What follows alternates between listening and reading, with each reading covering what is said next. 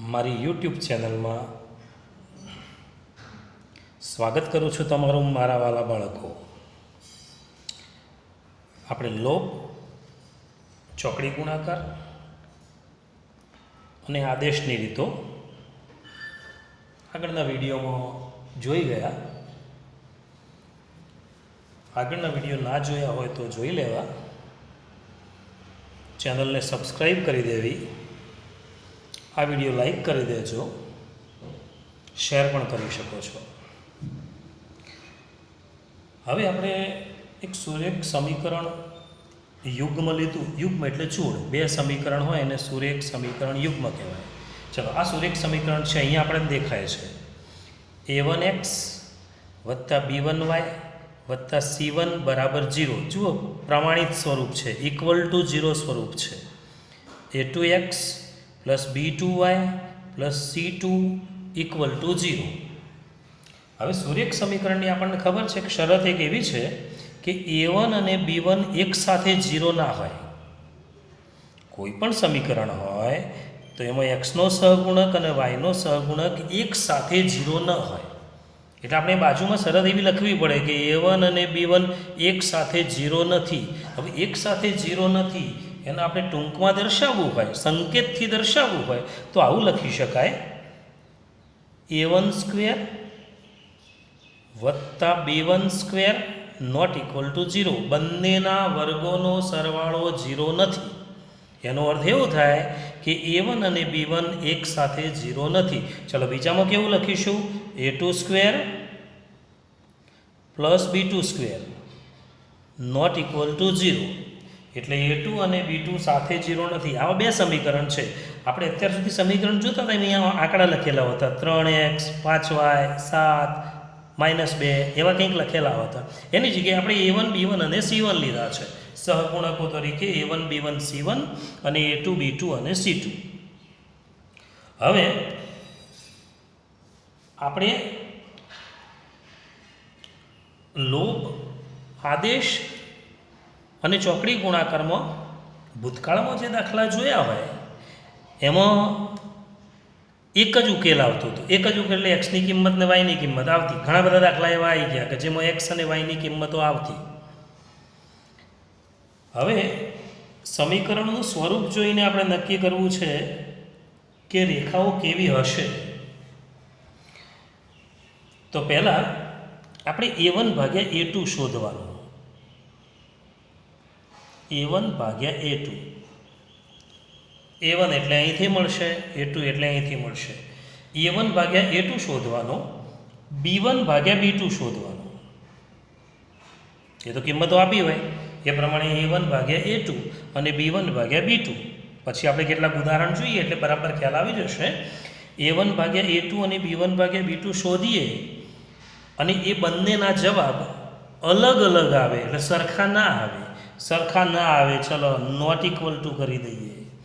બરાબર ધ્યાન રાખજો. બહુ પરીક્ષામાં આ પૂછાય એવો અગત્યનો ટોપિક છે. a1 ભાગ્યા a2 not equal two b1 ભાગ્યા b2. એટલે a1 ભાગ્યા a2 શોધવાનો, b1 ભાગ્યા b2 શોધવાનો. બંને સરખા ના હોય એટલે નોટ ઇક્વલ ટુ કયા આપણે.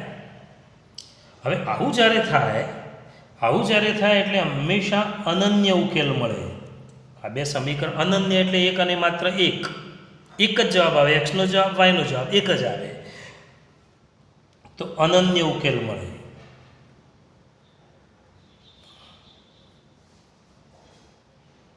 આ પહેલી વાત, અનન્ય ઉકેલ મળે. અનન્ય ઉકેલ એટલે એક જ ઉકેલ, એક અને માત્ર એક ઉકેલ. ક્યારે? a1 ભાગ્યા a2 b1 ભાગ્યા b2 સરખા ના હોય ત્યારે. ચાલો, હવે અનન્ય ઉકેલ મળતો હોય તો એ રેખાઓ એકબીજાને છેદતી હોય એટલે છેદતી રેખાઓ હોય. આ રેખાઓ જ છે, છેદતી રેખાઓ હોય. અનન્ય ઉકેલ મળે, છેદતી રેખાઓ હોય. આ પ્રકારનું સ્વરૂપ હોય તો હવે છેદતી રેખાઓ એટલે સ્વરૂપ આવું હશે.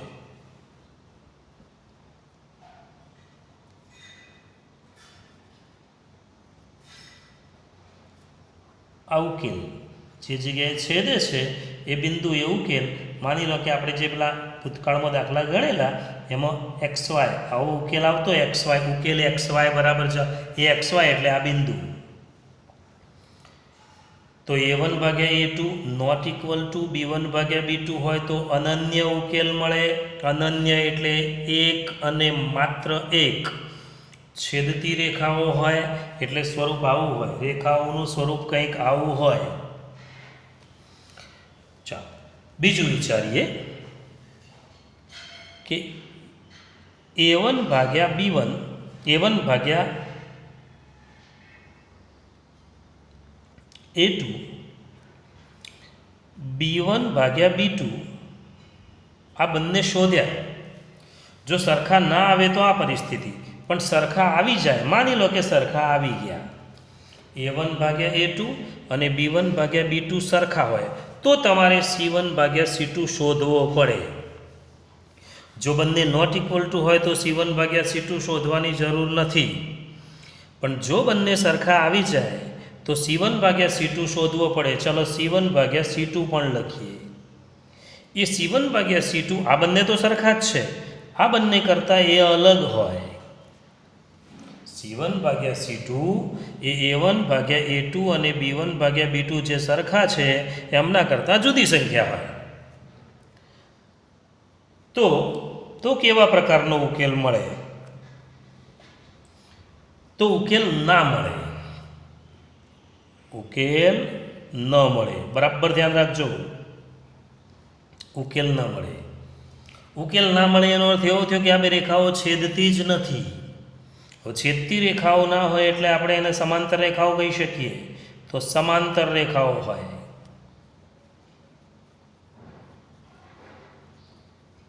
આ બીજી વાત, સમાંતર રેખાઓ, પેલી છેદતી રેખાઓ હતી એટલે એક ઉકેલ મળતો હતો, ઉકેલ નથી જ મળતો, સમાંતર રેખાઓ હોય. જુઓ આ બે રેખાઓ છેદતી જ નથી. કેવી રેખાઓ કહીશું? સમાંતર. આ ગમે એટલી આગળ જશે તો પણ છેદશે નહીં એટલે ઉકેલ મળશે નહીં, એટલે ઉકેલ ન મળે. હવે ત્રીજી પરિસ્થિતિ જોઈએ. A1 ભાગ્યા A2 બરાબર B1 ભાગ્યા B2 આવ્યો, આના જેવું જ સ્વરૂપ આવ્યું. પણ તમે C1 ભાગ્યા C2 શોધો છો એ એના જેટલો જ આવે. અહીંયા જુદો હતો, અહીંયા તો C1 ભાગ્યા C2 લીધેલો જ નહીં, કારણ કે પહેલાં બે જ સરખા નહોતા. હવે પહેલાં બે સરખા છે તો ત્રીજો સરખો નથી, ત્રણેય સરખા છે. ત્રણેય સરખા હોય તો અનંત ઉકેલ મળે. કેવો ઉકેલ મળશે? અનંત ઉકેલ મળે. રેખાઓ કેવી હોય? તો રેખાઓ સંપાતી રેખાઓ હોય. કેવી રેખાઓ? સંપાતી. સંપાતી એટલે કેવી એ કહી દઉં. સંપાતી એટલે આમ તો એકની એક જ એમ કહી શકાય, એકની એક જ રેખા. એટલે જે પહેલું સમીકરણ આપ્યું છે એનો આલેખ આવો હોય, સમજી લેજો બરાબર. બીજું સમીકરણ આપ્યું છે એનો આલેખ આવો જ હોય, આવો જ. જો બધા બિંદુઓ કોમન છે, આ બધા બિંદુઓ એનો ઉકેલ કહેવાય. બધા બિંદુઓ એનો ઉકેલ કહેવાય એટલે અનંત ઉકેલ કહીએ છીએ. આમાં જો એક જ ઉકેલ મળે છે, આમાં તો ઉકેલ મળતો જ નથી, છેદતી નથી. આમાં તો એક રેખા ને એની ઉપર આખી બીજી જ રેખા છે, એટલે એકની એક જ રેખા છે, સંપાતી રેખા કહેવાય. એટલે આમાં અનંત ઉકેલ મળ્યો કહેવાય. કેવો ઉકેલ મળશે? અનંત ઉકેલ. ફરીથી એકવાર જોઈ લઈએ. આ બંને નોટ ઇક્વલ ટુ હોય તો અનન્ય ઉકેલ મળે. રેખાઓ છેદતી હોય, પહેલાં બે ઇક્વલ ટુ હોય પણ ત્રીજો નોટ ઇક્વલ ટુ હોય તો ઉકેલ મળે જ નહીં. અને ત્રણેય સરખા હોય તો અનંત ઉકેલ મળે, સંપાતી રેખાઓ હોય. હવે ઘણી વખતે એવું હોય કે સુસંગત અને અસંગતની વાત છે.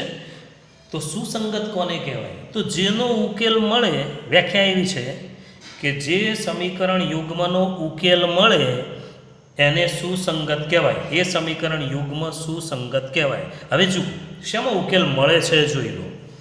જો આમાં અનન્ય ઉકેલ મળે છે આમાં ઉકેલ મળતો જ નથી. આમાં ઉકેલ મળે છે તો પહેલાં અને છેલ્લામાં ઉકેલ મળે છે એટલે એ બે સમીકરણ યુગ્મ હોય. માની લો કે આ લઈએ પહેલાં સમીકરણ યુગ્મ કેવું હોય? સુસંગત. ચલો અહીંયા સમીકરણ યુગ્મ સુસંગત નથી. કેમ નથી? ઉકેલ નથી મળતો.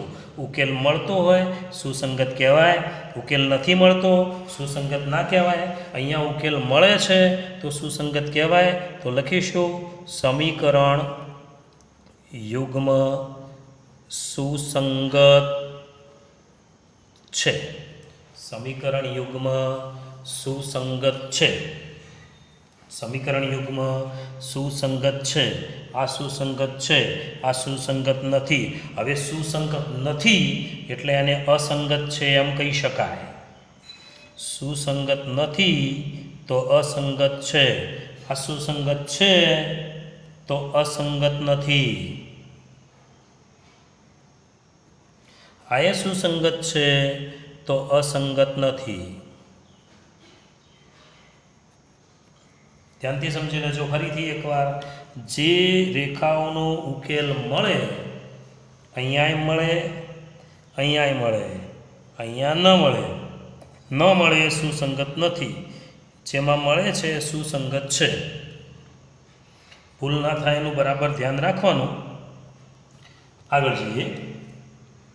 હવે સમીકરણ યુગમાં અવલંબી ક્યારે કહેવાય? તો અનંત ઉકેલ મળે તો જ અવલંબી કહેવાય. વ્યાખ્યા એવી છે એની. અનંત ઉકેલ મળે તો અવલંબી કહેવાય, નહીં તો અવલંબી ના કહેવાય. તો ચલો અહીંયા સમીકરણ યુગમાં લખીશું અવલંબી છે. અહીંયા સમીકરણ યુગમાં અવલંબી નથી. અહીંયા સમીકરણ યુગમાં અવલંબી નથી. ક્યારે અવલંબી કહેવાય?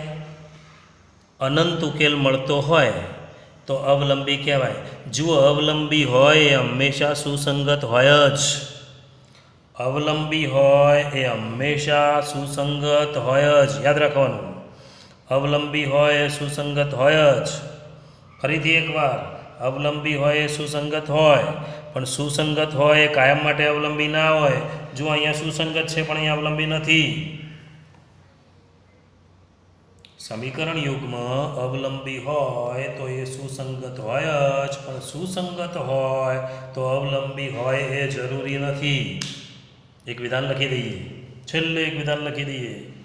જનરલ સમીકરણ યુગમાં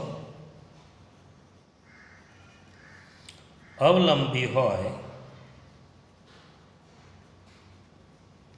તો અવલંબી હોય તો સુસંગત હોય જ. અવલંબી હોય સુસંગત હોય જ, પણ સુસંગત હોય તો અહીં જુઓ, અવલંબી નથી તો સુસંગત હોય તો અવલંબી ન પણ હોય.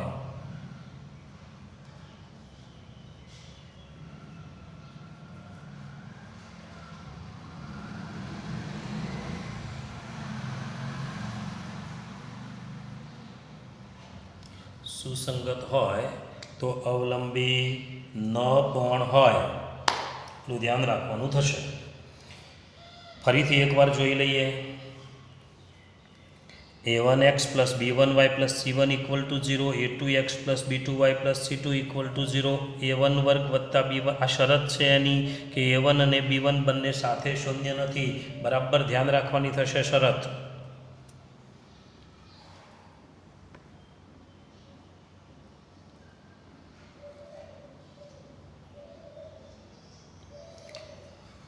a1 ભાગ્યા a2, b1 ભાગ્યા b2 શોધવાના. નોટ ઇક્વલ ટુ હોય તો અનન્ય ઉકેલ. છેદતી રેખાઓ. ઉકેલ મળ્યો એટલે સુસંગત હોય જ. ઉકેલ ના મળે સુસંગત ના હોય. ઉકેલ મળે સુસંગત હોય જ. A1 ભાગ્યા A2 અને B1 ભાગ્યા B2 નોટ ઇક્વલ ટુ હોય તો પહેલો ભાગ, ઇક્વલ ટુ હોય અને ત્રીજો ભાગ નોટ ઇક્વલ ટુ હોય તો બીજો ભાગ, ત્રણેય ઇક્વલ ટુ હોય તો ત્રીજો ભાગ, ત્રણેય ઇક્વલ ટુ હોય તો અનંત ઉકેલ મળે. ઉકેલ ન મળે એટલે સમાંતર રેખા, અસંપાતી રેખા. સુસંગત ના હોય, ઉકેલ ના મળે તો સુસંગત ના હોય, ઉકેલ મળે તો સુસંગત હોય. હવે અનંત ઉકેલ મળે તો જ અવલંબી હોય, બાકી અવલંબી ના હોય. એટલે અવલંબી હોય તો સુસંગત હોય જ, સુસંગત હોય તો અવલંબી ન પણ હોય.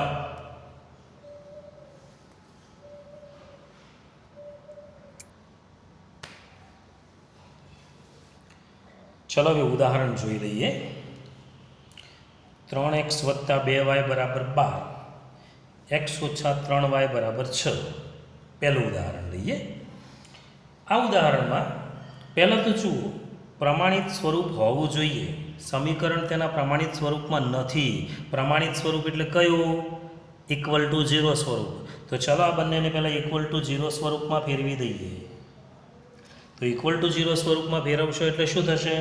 3x + 2y - 12 = 0. અને બીજું સમીકરણ x - 3y - 6 = 0.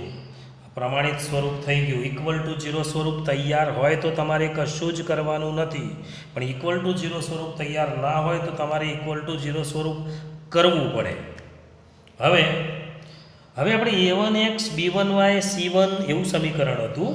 એટલે આ a1 હતો, આ b1 હતું, આ c1 હતું. ચલો લખી દઈએ પહેલાં કે a1 = 3 છે, b1 = 2 છે, c1 = -12 છે. a1 b1 અને c1. ચલો a2 b2 અને c2 કેટલા થશે? a2 એટલે x નું સહગુણક, જોઈ લો કશું નથી એટલે 1. b2 એટલે -3, c2 એટલે -6. a1 b1 c1 પહેલા સમીકરણના સહગુણકો, a2 b2 c2 બીજા સમીકરણના સહગુણકો. હવે આપણે શોધીએ a1 ભાગ્યા a2. ચલો a1 ભાગ્યા a2 એટલે 3 ભાગ્યા 1. 3 ભાગ્યા 1 એટલે 3 થશે. ચલો b1 ભાગ્યા b2 2 ભાગ્યા -3. જુઓ ઉપર નીચે બંને જગ્યાએ માઇનસ હોય તો કાઢી નાખવાનું, પણ એક જગ્યાએ માઇનસ હોય તો આમ વચ્ચે મૂકી દેવાનું. -2/3 ગમે તે ઉપર હોય કે નીચે હોય, -2/3 લખાય. હવે જુઓ આ બંને સરખા છે. આપણી શરત પ્રમાણે આપણી શરત એવી જોઈ હતી પહેલાં કે a1 ભાગ્યા a2 અને b1 ભાગ્યા b2 સરખા ના હોય તો સીધા લખી દેવાના. તો c1 ભાગ્યા c2 શોધવાની જરૂર નથી. ચલો a1 ભાગ્યા a2 ≠ b1 ભાગ્યા b2. હા, નોટ ઇક્વલ ટુ એટલે પહેલી શરત હતી એ. ઉકેલ કેવો હતો? તો અનન્ય ઉકેલ મળે એવું હતું. પહેલી વાત, અનન્ય ઉકેલ મળે.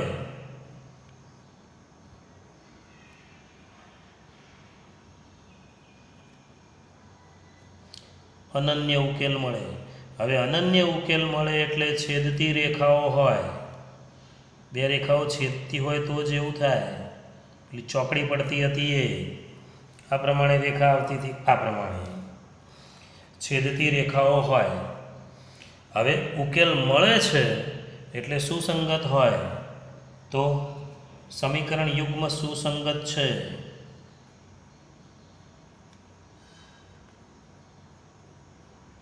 સુસંગત હોય એટલે અસંગત ના જ હોય. એટલે અસંગત નથી એમ લખી શકાય. અને અવલંબી તો છેલ્લો ભાગ હોય, અનંત ઉકેલ મળતો હોય તો જ અવલંબી કહેવાય. એટલે આમાં અનંત ઉકેલ મળતો નથી, એટલે સમીકરણ યુગ્મ અવલંબી નથી. તમને જે પ્રકારનો સવાલ પૂછે એ પ્રકારનો જવાબ આપવાનો થાય. તમને કહે કે કેવો ઉકેલ મળશે તો જવાબ આટલો જ આપવાનો, અનન્ય ઉકેલ મળે આ ગણતરી કર્યા પછી. એમ કે કેવી રેખાઓ હશે તો છેદતી રેખાઓ. સમીકરણ એકમાં સુસંગત હશે કે નહીં તો સુસંગત છે. અવલંબી છે કે નહીં તો અવલંબી નથી. જે પ્રકારના પ્રશ્નો પૂછે એ પ્રકારના જવાબ આપવાના થાય. ચાલો બીજું ઉદાહરણ લઈએ.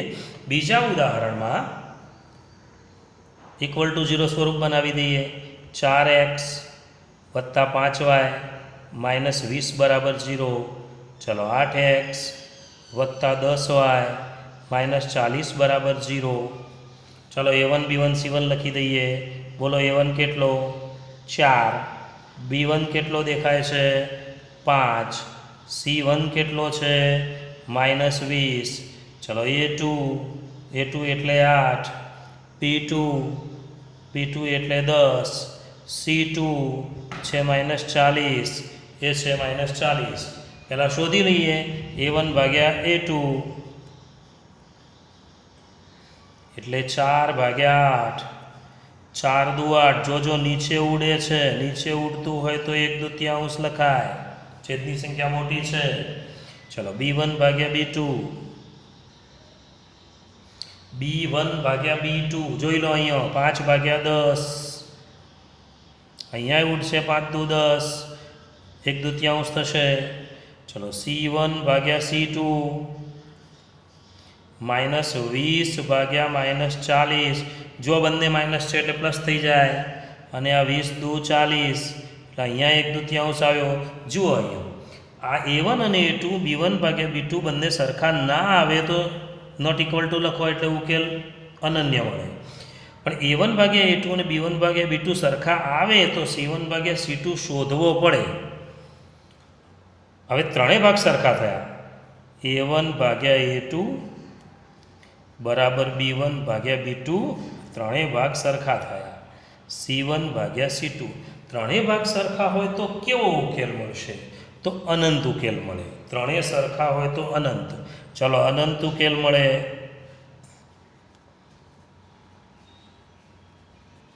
રેખાઓ કેવી હોય? તો સંપાતી રેખાઓ હોય.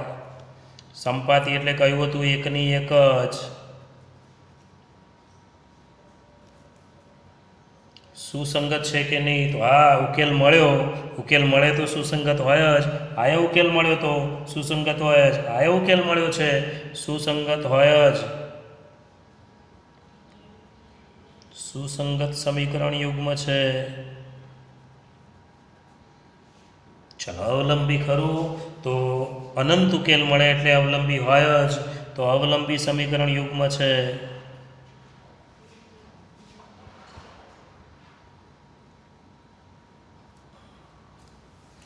ચાલો ત્રીજું.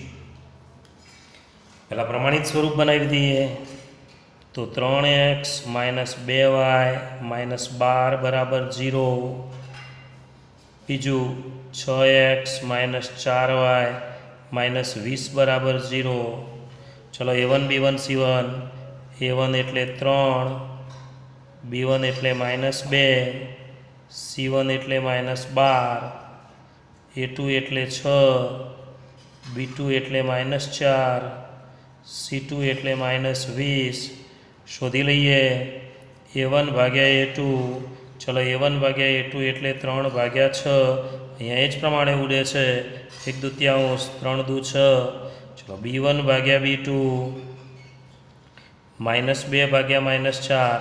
બંને માઇનસ છે એટલે જતા રહેશે 2 દુ 4 એટલે 1/2. આ બંને સરખા આવ્યા એટલે ત્રીજો શોધવો પડે. બે સરખા ના આવે તો ત્રીજો શોધવાની જરૂર નથી. જો આમાં સરખા આવ્યા એટલે ત્રીજો શોધવો પડ્યો. સરખા આવે તો ત્રીજો શોધવાનો. c1 ભાગ્યા c2. ચલો c1 ભાગ્યા c2 એટલે માઇનસ 12 ભાગ્યા માઇનસ 20 પ્લસ થઈ જશે. ચારે ભાગ ચલાવીએ તો 3, 4 5, 3 પંચમાંશ આવ્યો. ત્રીજો ભાગ જુદો આવ્યો. આપણે આવી રીતે લખી શકીશું a1 ભાગ્યા a2 ઇક્વલ ટુ b1 ભાગ્યા b2. બંને સરખા છે પણ c1 ભાગ્યા c2 c1 ભાગ્યા c2 જુદો આવે છે. જુદો આવે તો ઉકેલ ન મળે. ચલો ઉકેલ ન મળે એટલે રેખાઓ કેવી હોય? સમાંતર રેખાઓ હોય. ઉકેલ જ મળતો નથી. તો સમાંતર રેખાઓ હોય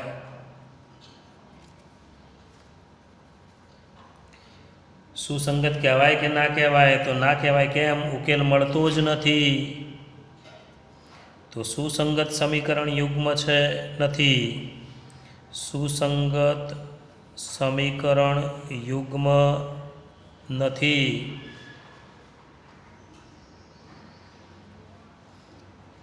હવે સુસંગત ના હોય તો અવલંબી હોય જ નહીં. સુસંગત નથી તો અવલંબી નથી જ. ચલો, કારણ કે ઉકેલ મળતો નથી. આ ઉકેલ મળે, અનન્ય ઉકેલ મળે, એમાં અવલંબી નથી.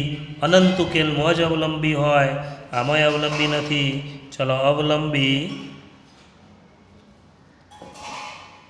સમીકરણ યુગ્મ નથી.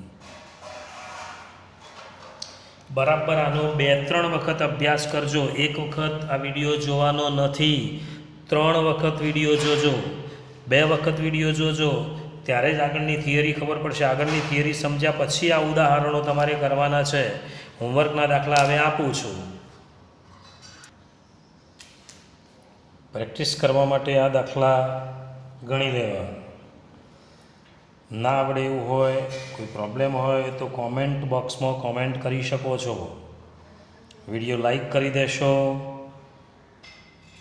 તમને વિડીયો ગમ્યો હોય, ના ગમ્યો હોય તો પણ કોમેન્ટ કરી શકો છો. ચલો બાય, ફરી મળીશું.